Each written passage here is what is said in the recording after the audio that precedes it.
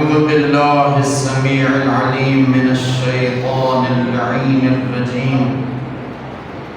بسم الله الرحمن الرحيم. وبه نستعين وهو خير ناصر ومعين.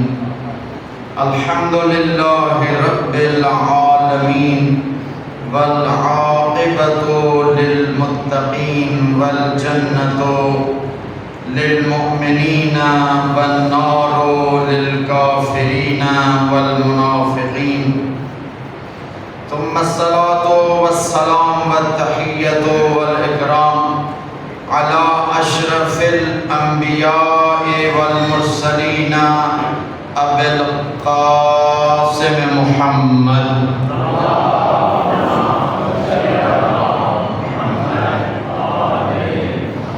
وعلى أهل بيته الأطيبين الأطهرين الأنجبين، لا سيما على الإمام المنتظر والحجة الثاني العشر بقية الله في السماوات والأرضين، روحي وأرواح العالمين لتراب مقدمه الفداء. رب اشرح لي صدري ويسر لي أمري واحلل عقدة من لساني يفقه قولي.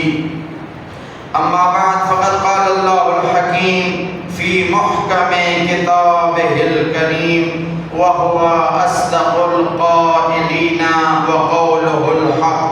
بسم الله الرحمن الرحيم.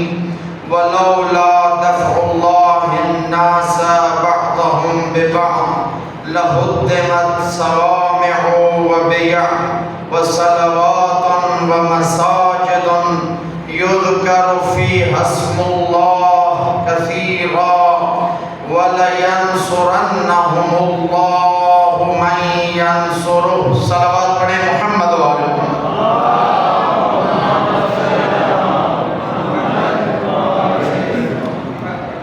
محترم و معزز سامعین، ارباب دانش، ارباب فہم،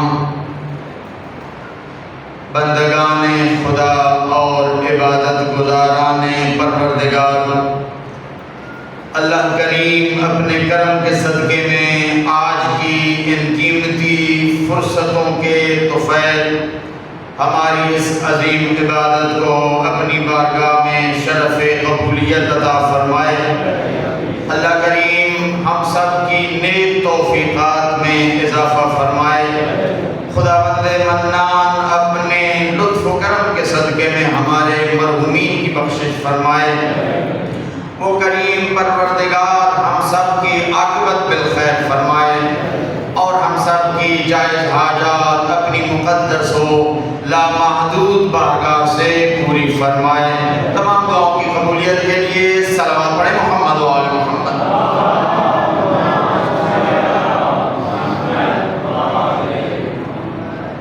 ایصال ثواب کی مجلس ہے، درس قرآن ہے. قرآن کے محضر میں، قرآن کی بارگاہ میں محتاجان قرآن بیٹھے ہیں. چاہیے کہ قرآن سے استفادہ کیا جائے. اللہ کریم اپنی لاریب اور مقدس کتاب میں ارشاد فرما رہا ہے وَلَوْلَا دَفْعُ اللَّهِ النَّاسَ بَعْضَهُمْ بِبَعْضٍ. اگر اللہ کریم کچھ لوگوں کے ذریعے سے کچھ مظلوم لوگوں کا دفاع نہ کرتا، اگر وہ کریم پروردگار، اگر وہ مقتدر اعلیٰ، اگر وہ پروردگار اعظم اپنی کچھ مخلوق کے ذریعے سے کچھ دوسرے محروم لوگوں کا، مظلوم لوگوں کا دفاع اور ان کی حفاظت نہ کرتا، لَهُدِّمَتْ صَوَامِعُ وَبِيَعٌ. تو جتنے بھی صومعات ہیں، جتنے بھی مقدس مقامات ہیں، جتنے بھی مساجد ہیں، جتنے بھی دینی مراکز ہیں، وہ سارے کے سارے تباہ ہو جاتے ہیں.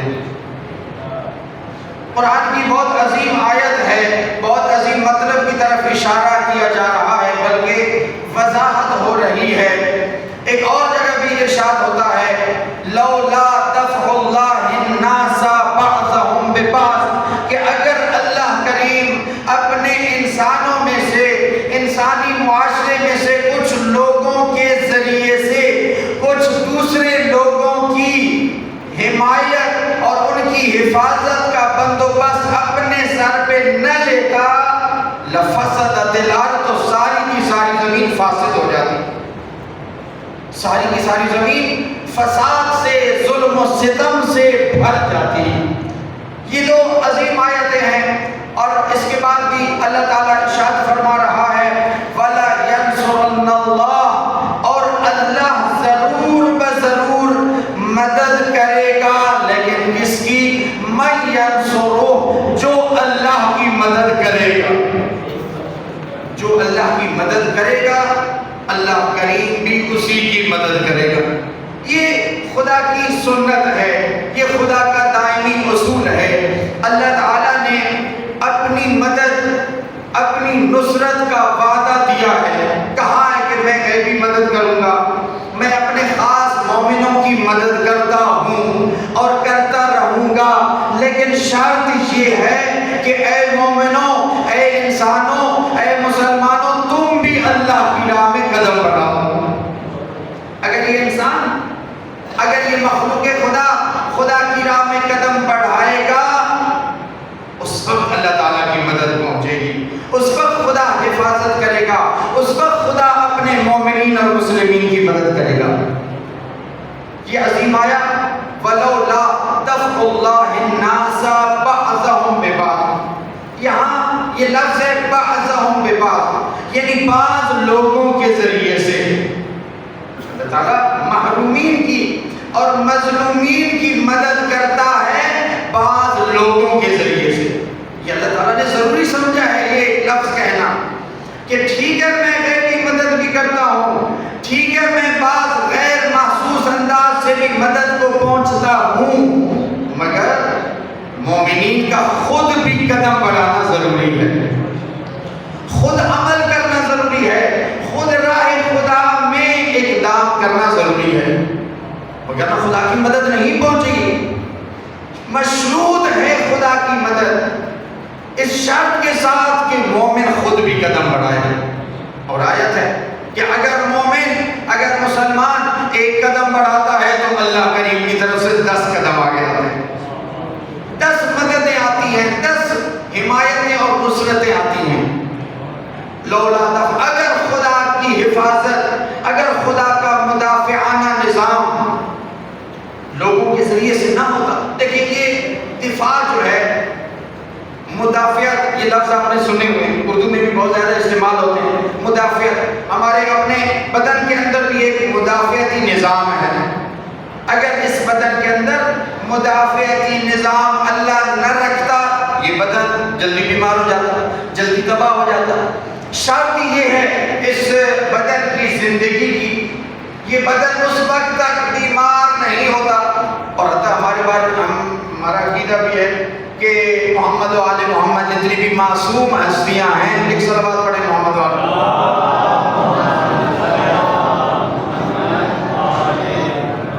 کہ معصوم ہستیاں تبھی موت نہیں مر سکتی۔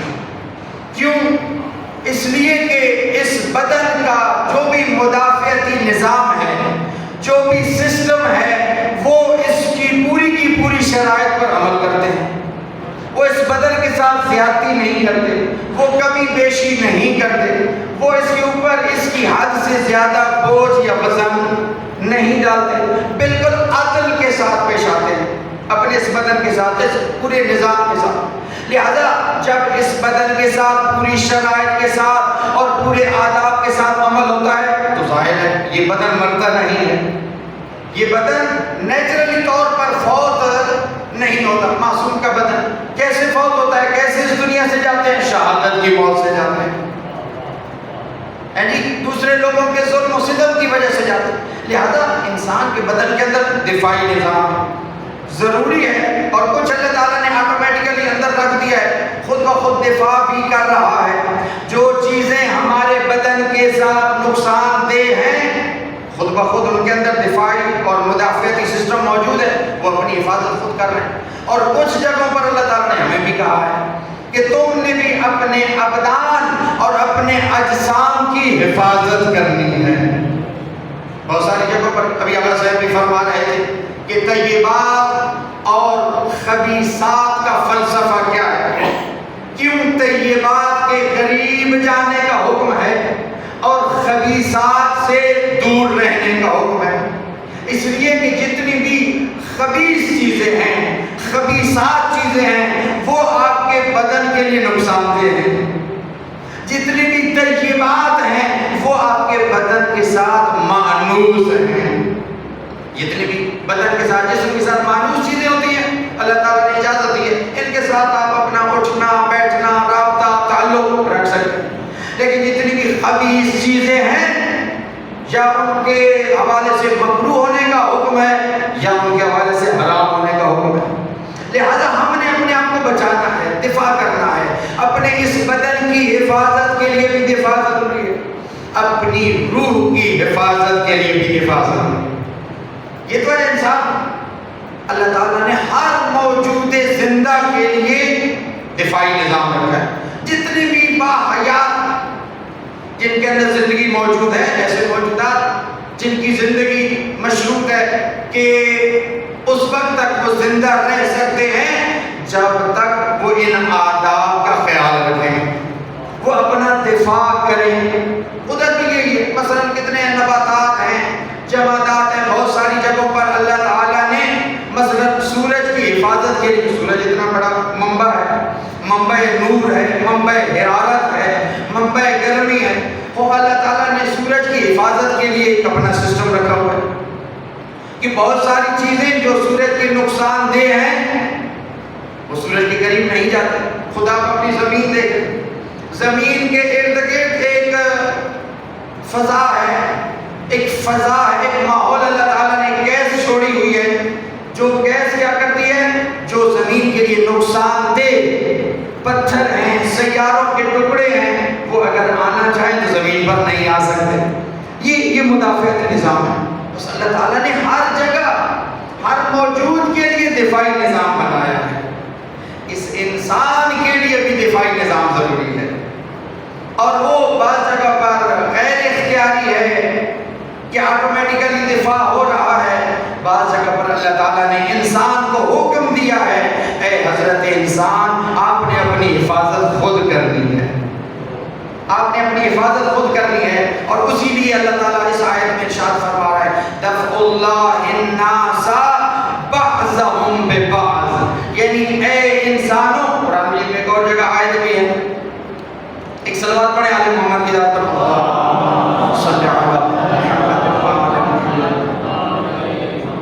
کہ تمہارے اندر، معاشرے کے اندر کچھ مومنین کا فَلْتَكُمْ مِنْكُمْ أُمَّةٌ، مومنین کے اندر سے، انسانی معاشرے کے اندر سے، مسلمان اجتماع کے اندر سے ایک ایسا گروہ ہونا چاہیے، وہ کیا کرے، وہ امر بالمعروف کرے اور نہی عن المنکر کرے، وہ لوگوں کو نیکی کا حکم دے، نیکی کی یاد دہانی کرائے اور برائی سے روکے، اس معاشرے کی حفاظت کے لیے اقدام کرے، تحریک چلائے۔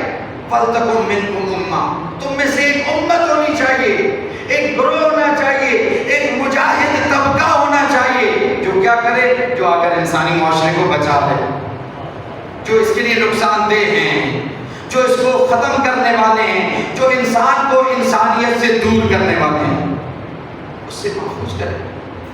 لہذا یہاں اللہ تعالیٰ بھی فرما رہا ہے بعضهم ببعض، یعنی اگر اللہ تعالیٰ ان بعض مظلوموں کو، ان بعض محروموں کو، کہ جن بعض انسانوں کا خون شیطانی طاقتیں چوسنا چاہتی ہیں، ایسے مظلوم لوگ ہیں، مظلوم طبقات ہیں، چاہے قوم، بعض قومیں محروم ہیں، بعض علاقے محروم ہیں، بعض ممالک محروم ہیں، بعض پورے کے پورے بر اعظم محروم ہیں، بر اعظم افریقہ جا کر دیکھیں، پورے آدھا کا آدھا بر اعظم محروم ہے،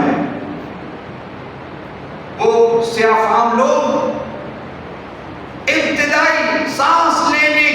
نعمت سے محروم ہیں، کھانا کھانے کی نعمت سے محروم ہیں۔ کیوں؟ اس لیے کہ شیطانی طاقتیں، طاغوتی طاقتیں، عالمی شیطانی طاقتوں نے ان کا حق کھایا ہوا ہے اور مسلسل ان کو چوسا جا رہا ہے، مسلسل ان کا حق غصب کیا جا رہا ہے۔ انسان کی امتحان ہے، ساری دنیا کے انسانوں کا امتحان ہے کہ ان انسانوں نے فردی طور پر بھی اپنے آپ کو ہر قسم کے ظلم و زیادتی سے بچانا ہے اور اجتماعی طور پر بھی بچانا ہے۔ مثلا کیا؟ یعنی ہر فرد پر واجب ہے کہ وہ کیا کرے؟ دوسرے فرد کا حق نہ کھائے۔ ہر فرد پر ضروری ہے، ہر شخص پر ضروری ہے کہ وہ دوسرے ہمسائے کا، رشتہ دار کا، دوست کا، جاننے والے کا، ساتھ رہنے والے کا حق نہ کھائے۔ ہر حوالے سے خیال کرے، اس کے آداب، اس کے حقوق کا خیال کرے۔ کیا صرف فرد کی ذمہ داری معین کی ہے اسلام؟ نہ، بلکہ اسلام نے قوموں کی ذمہ داری بھی معین کی ہے۔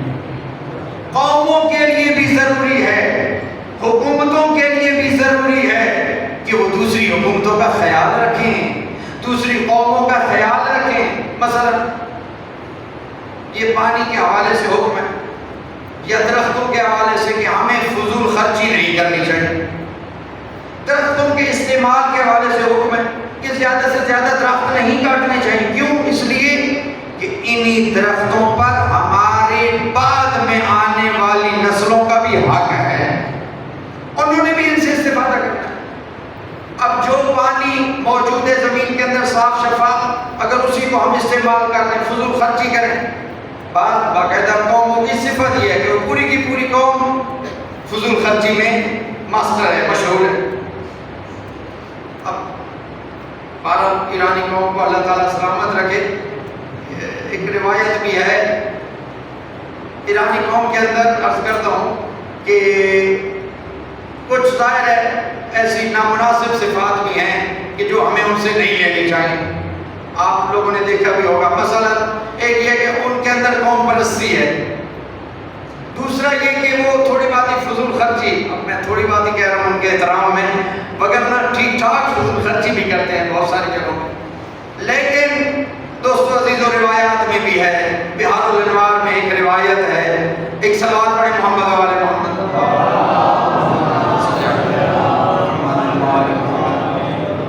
کہ آخری زمانے میں ایک قوم آئے گی، ایرانی قوم کی طرف اشارہ ہے، لفظ بھی موجود ہے، فارس قوم، ایرانی قوم۔ ان کی صفات بیان ہوتی ہیں کہ وہ مجاہد قوم ہوگی، وہ ڈرنے والی قوم نہیں ہوگی، وہ قربانیاں دینے والی قوم ہوگی، وہ علم دوست قوم ہوگی۔ یہ ساری کی ساری صفات روایات بیان کر رہی ہیں۔ اور یہ بھی روایت کا جملہ ہے کہ ان کے اندر کچھ کمزوریاں بھی ہوں گی، لیکن جو اچھائیاں ہوں گی وہ کمزوریوں پر غالب ہوں گی۔ جو اچھائیاں ہوں گی ان کے اندر وہ ان کے اوپر غلبہ رکھتی ہوں گی۔ الحمدللہ رب العالمین، آج ہم دیکھ رہے ہیں اللہ تعالیٰ اس قوم کو راہ حق پر، راہ قرآن پر، راہ حسین پر اور راہ حمایت مظلومین پر اور راہ علی حیدر کرار پر ثابت قدم فرمائے۔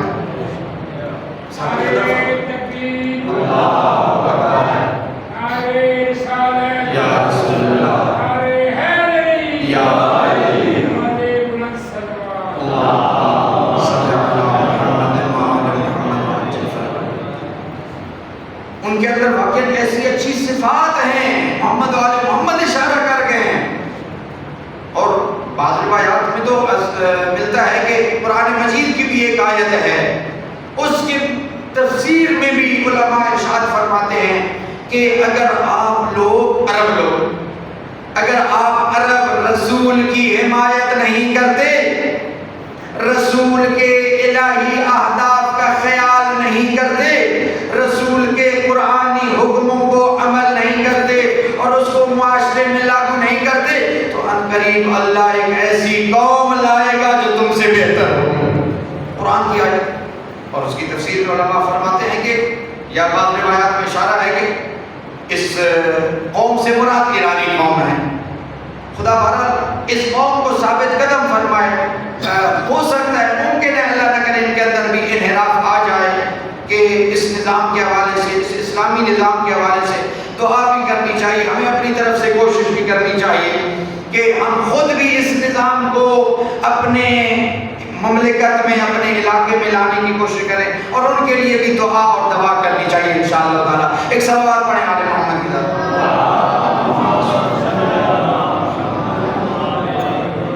بس قوموں پر بھی واجب ہے کچھ چیزیں، جس طرح فرد پر کچھ چیزیں واجب ہوتی ہیں، کچھ چیزیں مستحب ہوتی ہیں، کچھ چیزیں مکروہ ہوتی ہیں، اسی طرح قوموں پر بھی کچھ چیزیں واجب ہیں۔ کیا واجب ہے؟ اپنی آنے والی نسلوں کا خیال رکھیں، اپنے ہمسایہ قوم کا خیال رکھیں۔ مثلا نبی ظاہری جاتے ہیں، یعنی بعض دفعہ واقع حق ضائع کرتے ہیں ہم دوسری قوموں کا، تکلیف پہنچاتے ہیں دوسری قوموں کو، اپنے قومی سٹینڈرڈ کا، قومی معیار اور انسانی معیار کا خیال رکھنا چاہیے۔ مثلا صفائی کا خیال رکھنا چاہیے، صفائی کا خصوصی بندوبست کرنا چاہیے ہمارے زائرین کو، ہمارے قافلہ سالاروں کو، یا ٹریفک کی یہ جو گاڑیاں لے کے جاتے ہیں، اس دفعہ 3-4 بڑے بڑے حادثے ہو گئے، یہ کیا ہے؟ یہ ظاہر ہے ہم حق ضائع کر رہے ہیں، اپنا بھی اور اپنی دوسری قوموں کا بھی۔ لہذا اللہ تعالیٰ کی طرف سے ہر فرد پر بھی واجب ہے، قوم پر بھی واجب ہے کہ وہ دفاع کریں، اور دفاع جب ہم کریں گے تو اللہ کی ذات بھی پھر غیبی مدد فرما دے گی، اور اس کے بہت سارے شواہد موجود ہیں۔ یہی آپ کی ہمسایہ قوم نے جب اللہ کی راہ میں قدم بڑھایا، بڑی بڑی مددیں آئی ہیں، غیبی مددیں آئی ہیں، ہر موڑ پر مدد آئی ہے، اور وہ ہم نے دیکھی بھی ہیں۔ آپ بھی تاریخ پڑھ کے دیکھ لیں، یہ ماشاءاللہ ان کی جہاد اور شہادت کی تاریخ ہے، بڑی قربانیاں دی ہیں، چونکہ ابھی دن واقعہ شہداء کے دن گزرے ہیں، شہادتیں ہو رہی ہیں، بڑی بڑی قیمتی ہستیاں ان آخری 8-10 سالوں میں ہمارے ہاتھوں سے گئی ہیں، بڑی قیمتی ہستیاں، تو ان کو یاد کرنا چاہیے، اس راہ کو سیکھنا چاہیے۔ یہ کون سی راہ؟ یہ حسینی راہ ہے، یہ کربلائی راہ ہے، اس کو سمجھنا چاہیے، اس کو سمجھ کر اپنے آنے والی نسلوں اور موجودہ نسل تک بھی اس کو زندہ کرنا چاہیے، پیغام پہنچانا چاہیے۔ یہ کیا راہ ہے؟ یہ راہ شہادت ہے، یہ راہ قیام ہے، یہ ظلم کے خلاف کھڑے ہونے والی راہ ہے۔ یہاں رہبر اعظم کا ایک مشہور جملہ ہے، وہ فرماتے ہیں کہ ہم نے جس میدان میں بھی قدم رکھا ہے، جس میدان میں بھی قدم رکھا ہے، وہاں پہلے سے ہم نے خدائی مدد کو محسوس کیا ہے، ہاں پہلے سے ہم نے خدائی مدد کو، غیبی مدد کو محسوس کیا ہے۔ یہ ہے لولا دفع اللہ الناس بعضهم ببعض، یعنی اللہ کی مدد اس کو پہنچتی ہے جو خدا کی راہ پر چلتا ہے، جو خدا کی مدد کرتا ہے۔ ان تنصروا اللہ، اگر تم خدا کی مدد کرو گے، ینصر اللہ ویثبت اقدامکم، تو وہ تمہاری مدد بھی کرے گا، تمہیں ثابت قدم بھی رکھے گا۔ شرط یہ ہے کہ تم بھی بڑھو، شرط یہ ہے کہ تم بھی بڑھو، تم بھی اس راہ دفاع پر چلو۔ ان اللہ یدافع عن الذین آمنوا، قرآن مجید میں ایک اور جگہ اللہ ارشاد فرماتا ہے، اللہ تعالیٰ ان سے دفاع کرتا ہے، اللہ تعالیٰ اس کی حفاظت کرتا ہے جو مومنین ہوتے ہیں، جو صاحب ایمان ہوتے ہیں۔ یہ مشہور اصول ہے، لہذا ہمیں اس راہ پر ہمت کرنی ہے، قدم بڑھانا ہے، دفاع کرنا ہے مظلوموں کا۔ یہ خدائی کام ہے، یہ خدائی فریضہ ہے، خدائی فریضہ ہے۔ اللہ تعالیٰ کی طرف سے ہم پر واجب ہے کہ ہم اپنے آپ سے بھی دفاع کریں، اپنے ملک سے بھی دفاع کریں، اور اپنے نظریے اور آئیڈیالوجی سے بھی دفاع کریں، یہ ضروری ہے۔ ابھی رہبر معظم نے آخری جمعے میں بھی ارشاد فرمایا، آخری چند گفتگو میں انہوں نے اس مطلب کو تبیین کیا ہے، بیان فرمایا کہ ہر شخص، ہر فرد جو کچھ کر سکتا ہے، اسے چاہیے کہ وہ مظلوموں کی مدد کے لیے اقدام کرے، جو کچھ کر سکتا ہے۔ اس کی تفصیل میں انہوں نے بتایا کہ اگر سفارتی طور پر کچھ کر سکتا ہے، سفارتی طور پر، سیاسی طور پر مظلوموں کی حمایت کر سکتا ہے، اور ظالم سے بائیکاٹ کر سکتا ہے، حتماً سیاسی اور سفارتی طور پر بائیکاٹ کرے، ظالمین کے ساتھ بائیکاٹ کرے، مظلوموں کی حمایت کرے۔ اور اسی طرح اگر کوئی انسان اسلحہ بھیج سکتا ہے، اسلحہ بھیج، تسلیحاتی طور پر مدد کرے مظلوم، اگر کوئی انسان پیسے بھیج سکتا ہے، پیسے بھیجے، خصوصاً ہم سب کا ایک واقعہ نہیں، عمومی فریضہ ہے، ایک تو یہ کہ ہم دعا کریں، دعا سے نا امید نہیں ہونا چاہیے، یہ نہیں کہنا چاہیے کہ دعا کا کیا فائدہ ہے، نہ دعا بھی واجبات میں سے ہے، نماز واجبات میں سے ہے۔ دیکھیں بعض دفعہ یہ وسوسہ ہوتا ہے، شیطان وسوسہ کرتا ہے، ایک شخص تھا اس پر حج واجب ہو چکا تھا، میں نے اسے کہا کہ بھائی حج آپ کیوں نہیں انجام دے رہے، آپ پر حج واجب ہو چکا ہے، کہتا ہے کہ میں نے جب حج سے واپس آ کر بھی وہی کام کرنے ہیں جو اب کر رہا ہوں، تو پھر حج پہ جانے کا کیا فائدہ۔ یہ شیطانی وسوسہ ہے، یہ شیطانی خیال ہے۔ دیکھیں اس بندے خدا کو شیطان نے کیسے جکڑا ہوا ہے اس خیال میں کہ بھائی میں نے بعد میں صحیح نہیں ہونا، لہذا یہ نیک کام بھی نہیں کرتا۔ نہ ممکن ہے، تم ارادہ کرو حج کرنے کا، تم ارادہ کرو عمرہ کرنے کا، تم ارادہ کرو بیت اللہ کی زیارت کا، ممکن ہے اللہ تعالیٰ تمہارا دل اسی سے پاک کر دے، اسی سے آپ کی زندگی بدل جائے، ممکن ہے اسی سے آپ کی زندگی میں انقلاب آ جائے، ہو سکتا ہے کسی ایک لمحے میں اللہ تعالیٰ تقدیر بدل سکتا ہے۔ ایک مشہور واقعہ بھی ہے کہ ایک عراق کا بہت بڑا مشہور ڈاکو تھا، لٹیرا تھا، ایک دفعہ آ کے چوری کرنے آتا ہے، ڈاکہ ڈالنے آتا ہے، دیوار پھلانگتا ہے، آگے جو صاحب خانہ ہے وہ قرآن مجید کی تلاوت کر رہا ہے، أَلَمْ يَأْنِ لِلَّذِينَ آمَنُوا أَن تَخْشَعَ قُلُوبُهُمْ مِنْ خَشْيَةِ اللَّهِ، کہ کیا انسانوں کے لیے یا مومنوں کے لیے کوئی ایسا وقت ابھی تک نہیں آیا کہ ان کا دل اللہ کے خوف سے کانپ جائے۔ توجہ ہے، عرب تھا، عربی جانتا تھا، داخل ہوا، آگے سے صاحب خانہ کی تلاوت کر رہا، کیا وہ وقت نہیں آیا، کیا وہ وقت نہیں آن پہنچا کہ اللہ کے بندے اللہ کے خوف سے ڈر جائیں۔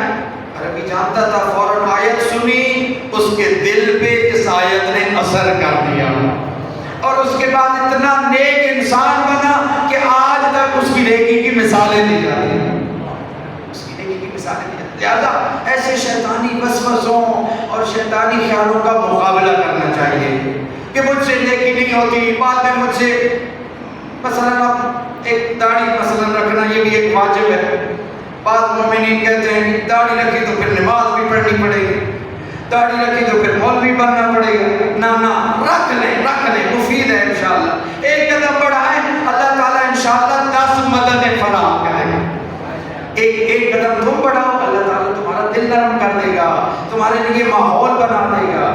لہذا ہمیں چاہیے کہ ہم ہمت کریں، راہ خدا میں قدم بڑھائیں، راہ خدا میں ارادہ کریں، راہ خدا میں نیت کریں۔ لہذا یہ سارے کے سارے ہمارے اوپر عمومی واجب ہے، ہم دعا بھی کریں ساتھ دعا بھی کریں، دعا بھی کریں ساتھ عمل بھی کریں، اس انتظار میں نہ رہیں کہ نہیں جی ابھی دعا نہیں کرتے عمل کرتا ہوں، نہ ابھی مثلا عمل کرتا ہوں دعا نہیں کرتا، نہ، یہ سارے کام ہمارے اوپر واجب ہے، یہ سارے کام ہم نے اکٹھے کرنے ہیں، مل کر یہ سارے واجبات عمل کرنا ہے انشاءاللہ تعالی۔ دعا بھی کرنی ہے اپنے مظلوم مسلمان بھائیوں کے لیے، اور جتنی حمایت اور مدد کر سکتے ہیں وہ مدد بھی کرنی چاہیے انشاءاللہ تعالی، خصوصاً مالی حوالے سے جو مومن جتنی مدد کر سکتا ہے۔ البتہ ضروری ہے کہ مطمئن وسیلہ اپنائے، مطمئن وسیلہ کہ جو وہاں واقعاً اپنے مجاہدین تک یہ مدد پہنچائے۔ اب یہ آپ کا کام ہے، مثلا ہمارا مشورہ یہ ہے کہ اگر ہم خود مرکز تک کی مدد پہنچائیں، مثلا ایران میں موجود جو ہمارے ادارے مظلوم فلسطینی بھائیوں کے لیے مدد کر رہے ہیں اور ان کی حمایت کر رہے ہیں، ان تک پیسے پہنچائے جائیں تو زیادہ انشاءاللہ قابل اطمینان وسیلہ ہوگا۔ بعض مومنین آئے انہوں نے پیسے بھجوائے ہیں، تو اس طرح اگر وسیلہ بنائیں تو یہ زیادہ مناسب ہے انشاءاللہ۔ پیسے کی جتنی مدد کر سکتے ہیں مدد کریں۔ اس کے علاوہ ایک اور جو فریضہ ہے ہمارا وہ ہے کہ ظالم کو اس کے ظلم کا تذکرہ کیا جائے، ظالم کے ظلم کو بیان کیا جائے اور مظلوم کی مظلومیت کا بھی تذکرہ کیا جائے۔ یہ ہم سب کر سکتے ہیں، اس سے ہم نہ ہچکچائیں، یہ موضوع بنائیں اپنی محفلوں کا، اپنے گھر، اپنی نجی محفل میں، اپنی عمومی محفل میں، جہاں جہاں ہم ظالم کے ظلم کو بیان کر سکتے ہیں بیان کریں، مظلوم کی مظلومیت بیان کر سکتے ہیں بیان کریں۔ ہم سب کا فریضہ ہے، ہم سے پوچھا جائے گا۔ باقاعدہ روایات میں ہے کہ امر بالمعروف اور نہی عن المنکر کے چند درجات ہیں۔ سب سے پہلا درجہ کیا ہے کہ انسان معروف اور نیکی کی نسبت اپنے دل میں محبت رکھے اور برائی کی نسبت اپنے دل میں نفرت رکھے۔ اگلا درجہ کیا ہے؟ اگلا درجہ یہ کہ نیکی کو اپنی زبان سے بیان بھی کرے۔ یہ نہ ہو کہ صرف دل میں محبت رکھے نیکیوں کے ساتھ، نیک لوگوں کے ساتھ، لیکن زبان پر جب مرحلہ آئے بیان کرنے کا، اس وقت جو ہے وہ تقیہ کر لے، اس وقت اپنے مفادات کی حفاظت کر لے، نہ بلکہ یہ واجب ہے۔ امر بالمعروف کا ایک مصداق ہے، ایک مرحلہ ہے، حتیٰ المقدور ہر مومن موالی جتنا اقدام کر سکتا ہے اس آیت پر عمل کرتے ہوئے، لولا دفع اللہ الناس بعضهم ببعض لہدمت صوامع وبیع ومساجد وصلوات ومساجد، کہ اگر انسان اس فریضے کو انجام نہیں دیں گے تو 4 مقدس مقامات کا نام بیان ہوا ہے، 4 مقدس مقامات کا، کہ یہ مقدس مقامات تباہ ہو جائیں گے۔ آج بیت المقدس ہمارے ہاتھوں سے کیوں چھن گیا ہے؟ آج حرمین شریفین کیوں خائنین اور مزدوروں اور امریکہ اور ظالم طاقتوں کے ایجنٹوں کے قبضے میں ہیں؟ اس لیے کہ ہم نے دفاع نہیں کیا، اس لیے کہ ہم نے امر بالمعروف نہیں کیا، ہم نے نہی عن المنکر نہیں کیا، ہم نے جہاد نہیں کیا، ہم نے مجاہدت نہیں کی، ہم ظلم و ظالم کے خلاف نہیں ہوئے۔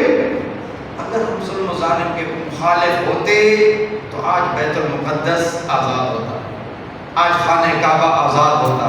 الحمدللہ یہ جو عراق کے مقدس مقامات، میں نے عرض کیا تھا خطبہ جمعہ میں کہ عراق کے مقدس مقامات اگر محفوظ ہیں تو وہ مجاہدین کی مجاہدت کی وجہ سے، شہداء کے خون کی وجہ سے۔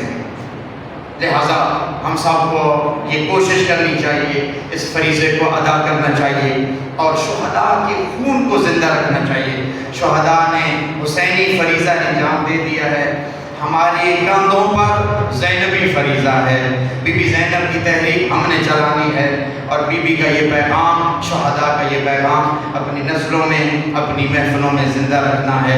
اللہ کریم سے دعا کرتے ہیں کہ کریم پروردگار تجھے واسطہ محمد و آل محمد کا ہم سب کی نیک توفیقات میں اضافہ فرما۔ میرے اللہ ہم سب کو قرآن مجید پڑھنے، سمجھنے اور اس پر عمل کرنے کی توفیق عطا فرما۔ آل محمد کے صدقہ ہم سب کو شر شیطان، شر جن سے محفوظ فرما۔ اے میرے اللہ ہم سب کی نیک توفیقات میں اضافہ فرما۔ اے میرے